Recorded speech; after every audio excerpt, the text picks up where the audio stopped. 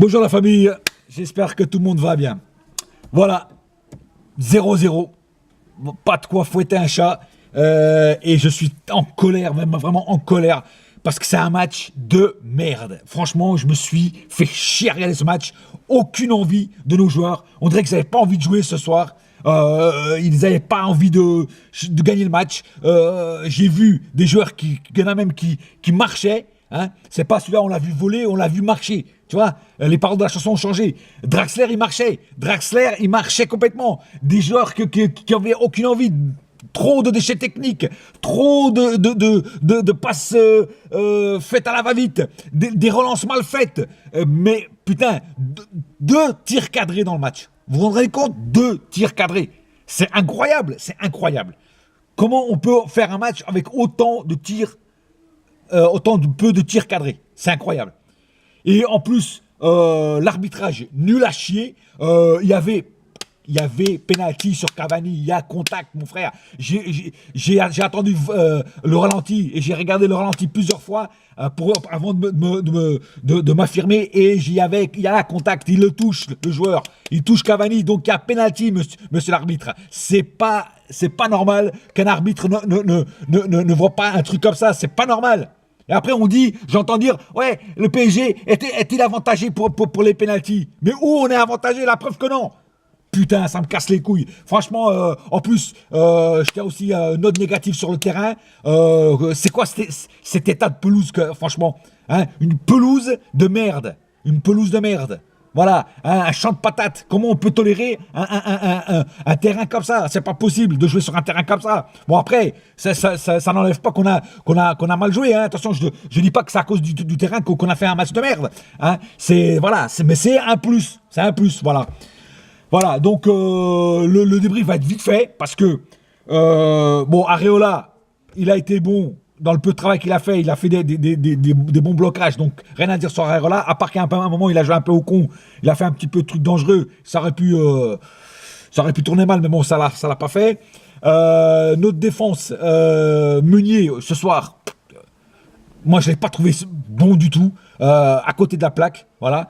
D'ailleurs, c'est pour ça qu'il a été remplacé aussi par Dani Alves. Il aurait dû le remplacer même plus tôt.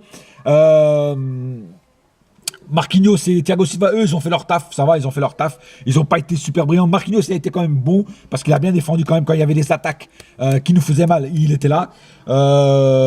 Thiago Silva, la même chose. Yuri Berbic, franchement, dans la défense, ça allait encore, mais dans les relances, pas trop. Dans les relances, je trouve qu'il relançait très très mal la balle. Donc Yuri Berbic, Berchiche, pardon, il faut que tu t'améliores parce que je t'ai déjà vu mieux que ça. Voilà. Milieu de terrain, Mota, pas terrible non plus. Verratti, en dessous de son talent. Beaucoup de passes qu'il a données qui n'étaient pas bonnes.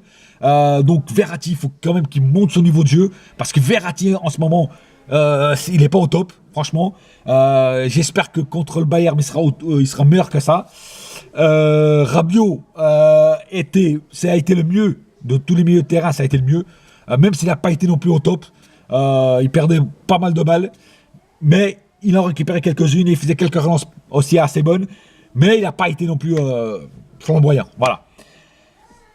Draxler, inexistant Draxler aujourd'hui. Franchement, il m'a déçu. Ce mec, il est énorme avec la Mannschaft et avec le PSG, il est moyen. Ça fait déjà 2-3 matchs qu'il est moyen. Et franchement, Draxler me déçoit. Les derniers matchs qu'il a fait de Draxler sont très décevants. Donc je sais pas, réveille-toi Draxler, réveille-toi. Parce que quand Di Maria va revenir, tu vas perdre ta place, hein, je te le dis franchement. Voilà. Cavani, pareil. Le mec il vendange, j'ai jamais vu un joueur qui vendange autant.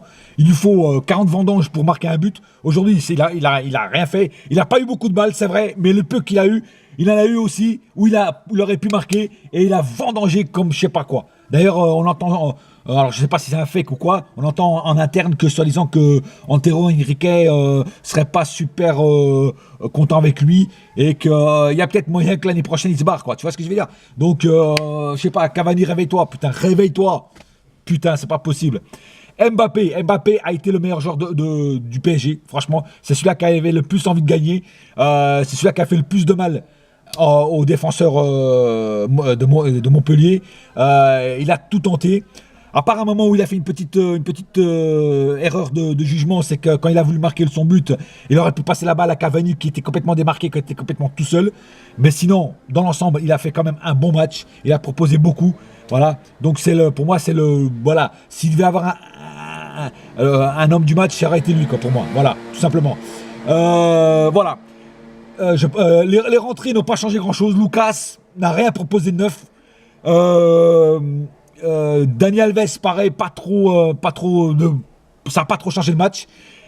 Lo Celso, le pauvre, en 10 minutes, qu'est-ce que tu veux qu'il prouve? En 10 minutes, il peut pas amener beaucoup de choses. Voilà.